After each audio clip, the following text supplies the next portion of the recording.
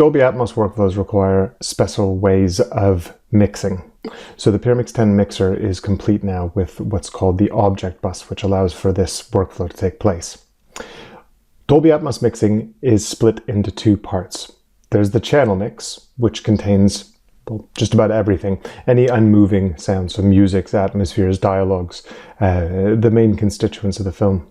Then there are the object tracks, and object tracks contain sounds within the mix which are going to be moving dynamically through the three-dimensional atmosphere, or three-dimensional environment. And due to the way that the Dolby Atmos is rendered into the cinema viewing room, those are separated out as individual mono tracks.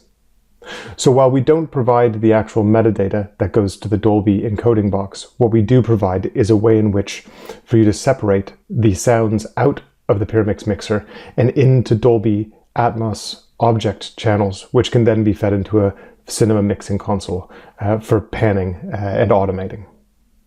So here we have a mixer which is split into a very simplistic looking post-production mix. So we've got dialogues, effects, atmospheres, and musics, and currently they're all bussed into a number of stems, an LCR dialogue stem, and then 9.1 effects stem, Atmos stem, and music stems, feeding our Dolby Atmos channel mix, which is a 9.1 bed.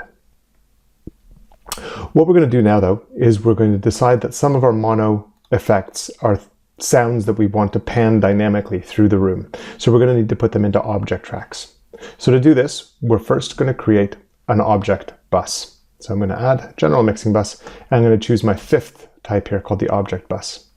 Now within Dolby Atmos workflows, you're able to add 118 object tracks, but our bus limit per object bus is 64 tracks. So we're going to create that. And to be clear, if you need the additional tracks to get up to 118, you can create a secondary object bus very simply and easily.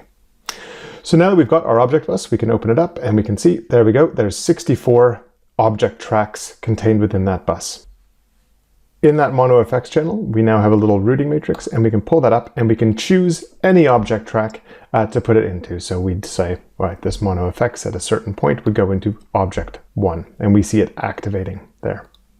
Now, in use, this works in an interesting way. And to do that, what we're going to do is we're just going to run on the timeline, and we're going to find some sounds here. So there we go. So Mono Effects 9 is running here with something.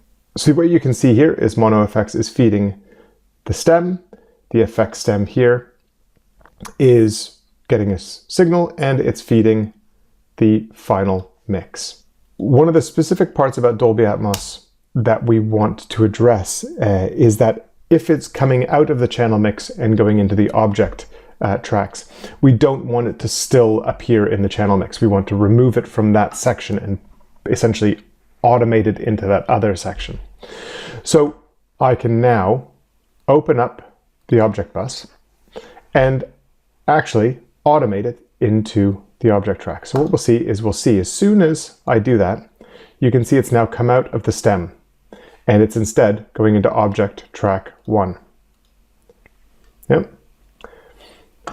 And when I take it out of the object, we can see that pop, it goes right back in to the stem bus. So what we're doing there is we're automating not only the connection to the object track, but we're also ensuring that it comes out of the channel mix at the same time. So by doing this, it makes it very, very simple and easy to address Dolby Atmos workflows with Pyramix as a contributing editor on a cinema dubbing stage.